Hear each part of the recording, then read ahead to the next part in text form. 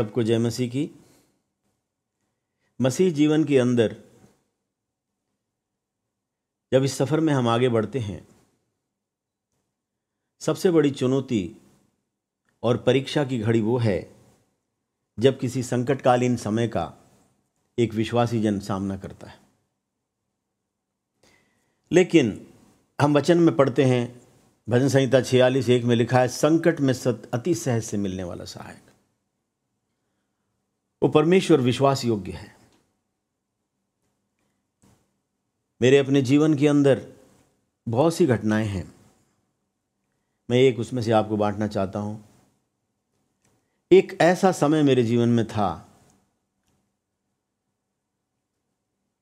बहुत सी समस्याएं, संकट, क्लेश की अवस्थाएं। मैं ऐसा सोचने लगा, हे प्रभु, आगे तो बढ़ नहीं पा रहा हूं इस अवस्था में, आगे पीछे तो मैं बिल्कुल ही लौट नहीं सकता। अगर आज जो मेरे सुन रहे हैं, इस वाणी के दायरे में जितने हैं, अगर आप में से कोई भी एक ऐसी अवस्था में हो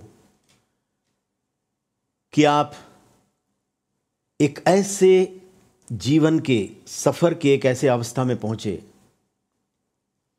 कि अपने परिस्थितियों के अंदर आगे तो बढ़ना बहुत मुश्किल है, पीछे तो जा ही नहीं सकते। मैं एक ऐसे समय में अपने घर से काम की ओर जा रहा था। इतनी संगीन, इतनी कठिन अवस्था। मैं एक सड़क के किनारे मैं खड़ा हो गया और मैं परमेश्वर से ऐसे कहने लगा, मैंने कहा, प्रभु जी,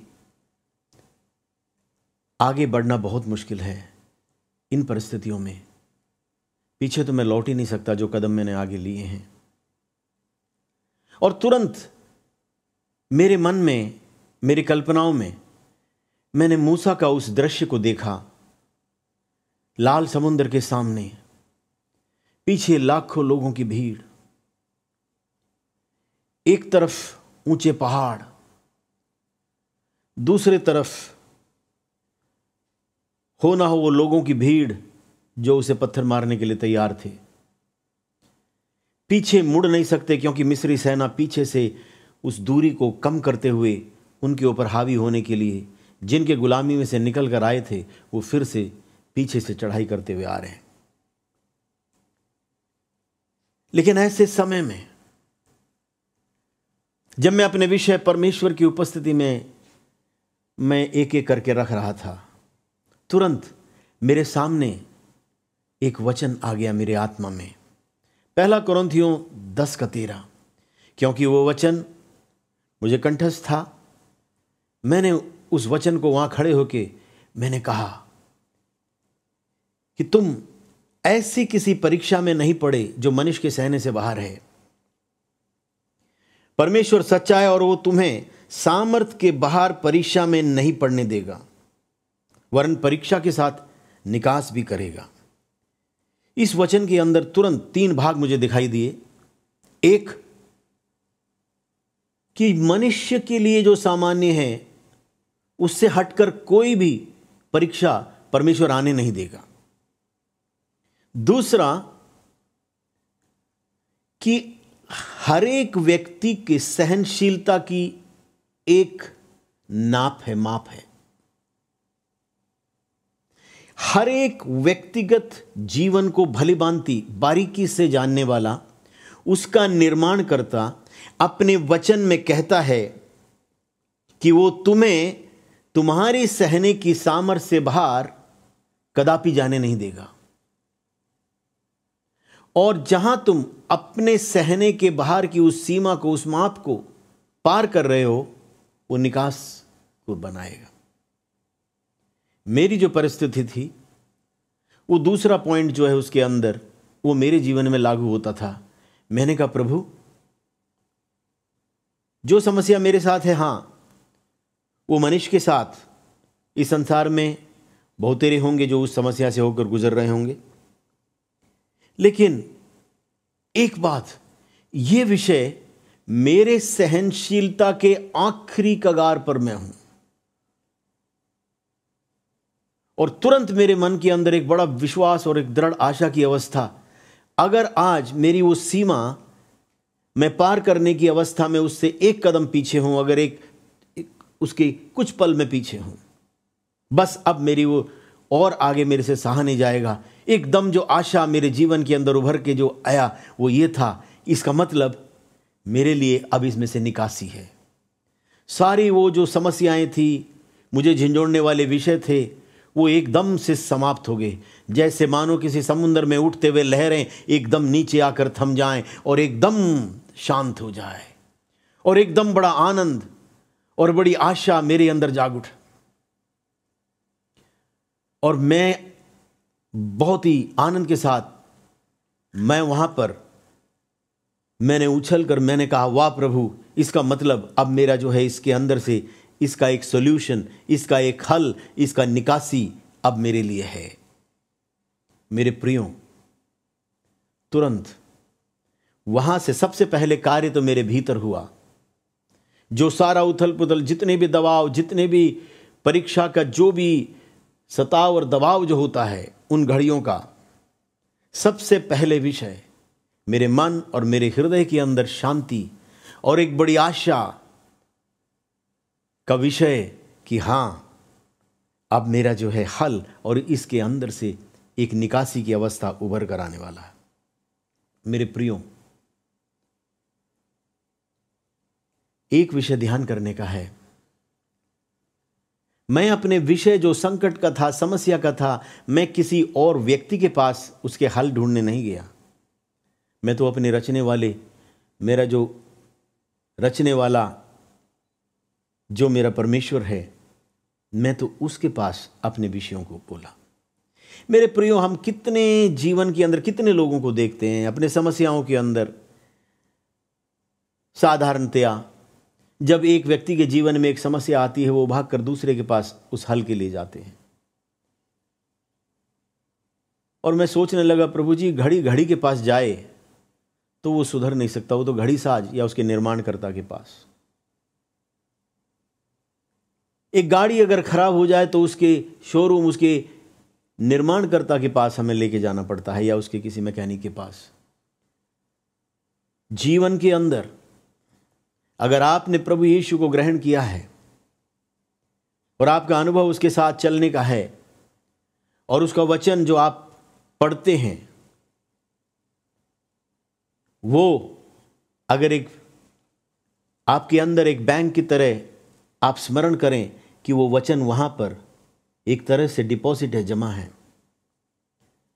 आपके संगीन, संकटकालीन समस्याओं से भरे परीक्षा की घड़ी में परमेश्वर का पवित्र आत्मा, वो लिखा हुआ वचन जो आपकी आत्मा के अंदर जो आपने निवेश करके रखा है, उसमें से वो बोले हुए वचन के रूप में निकाल कर, उभार कर, या वो अपने आत्मा के द्वारा आपके जीवन के लिए जो उत्तर और हल देने के लिए, आपको उस परिस्थिति से निकालने के लिए, अगर आप अपने विषयों को लेकर अगर उसकी ओर ताकते हैं, अगर अपने हृदय के विषयों को आप हर विषय को उसके साथ बांटते हैं, तो वो संकट में अति सहज से मिलने वाला सहायक आपके परिस्थितियों में उतर जाता है और वो आपको उसमें से खींच कर बाहर निकालता है।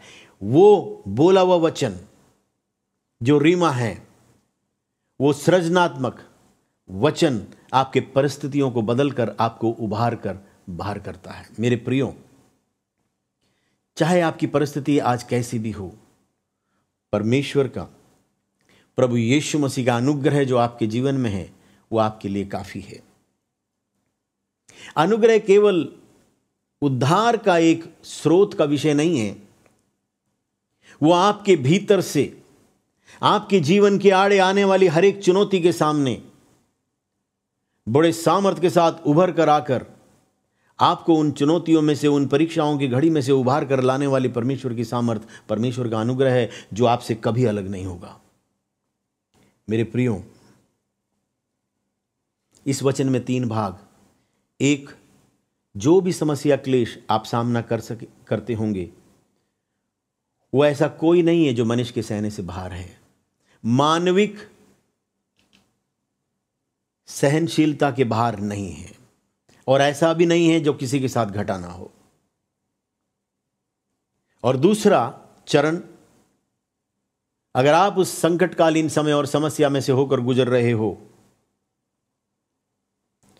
और आपकी सहन शक्ति, सहने की शक्ति, सहनशीलता, बस वो हिम्मत अगर टूटने के कगार पर हो, वो कहता है अगला चरण आपके जीवन के अंदर उसमें से उभार कर बाहर लाने वाला है।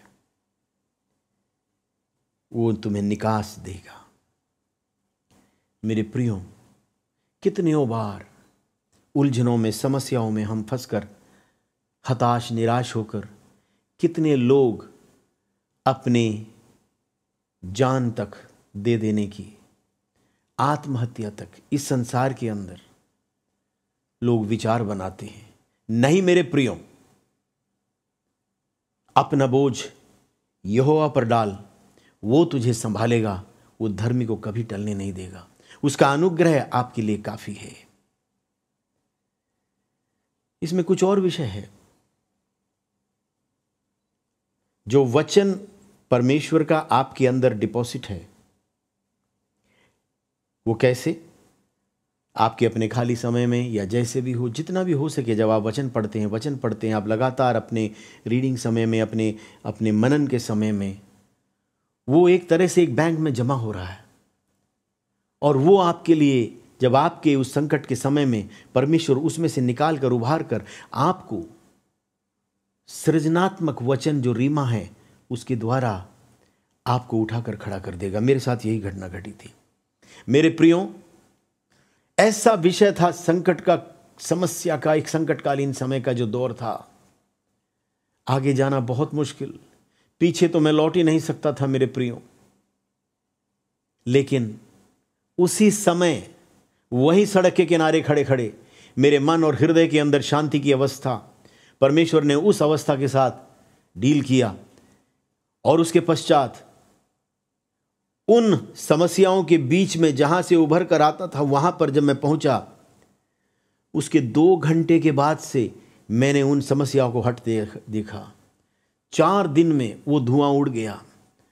और 1 सप्ताह के अंदर मैं सोचने लगा, मैं क्या ये सब लोग वही हैं और ये परिस्थिति वही है? मेरे प्रियो, परमेश्वर की विश्वास योग्यता बहुत बड़ी है। बड़ा ही विश्वास योग्य परमेश्वर है।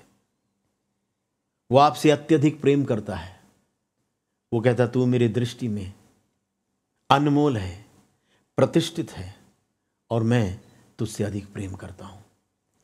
मेरे प्रियो, अगर आप आज जो मेरी वाणी को सुन रहे हैं, अगर आप अपने हृदय में आपको लगता है मेरे रचने वाले परमेश्वर जो पवित्र है, जो पवित्रता में विराजमान है, जो सारे सृष्टि का स्वामी है, जो बनाने वाला है, उसके साथ मेरा एक व्यक्तिगत संबंध नहीं है,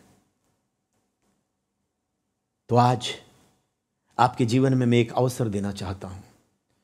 मेरे प्रियो, उस सर्वशक्तिमान परमेश्वर, सर्व सृष्टि के स्वामी ने मनुष्य को पवित्र बनाकर, पवित्र आत्मा डालकर, पवित्र लहू डालकर, बिना किसी कष्ट क्लेश के उसने उसको अपनी सुंदर रचना के बीच में उसे रखा। लेकिन मनुष्य को जो उसने स्वयं इच्छा की शक्ति दी, उस स्वयं इच्छा से उसने बुरे मार्गों को चुना, अपने अपने मार्ग पर चल पड़ा, पाप और अधर्म में फंसकर ईश्वरीय योजनाओं से वो दूर हो गया। लेकिन उसने स्वयं मनुष्य रूप धारण कर इस पृथ्वी पर आकर प्रभु यीशु ने मनुष्य के हर एक पाप और अधर्म की कीमत को चुकाकर, पाप की मजदूरी मृत्यु है, उसको अपने ऊपर लेकर मेरे और आपके जीवन के लिए उसने उद्धार और छुटकारे का मार्ग बनाया।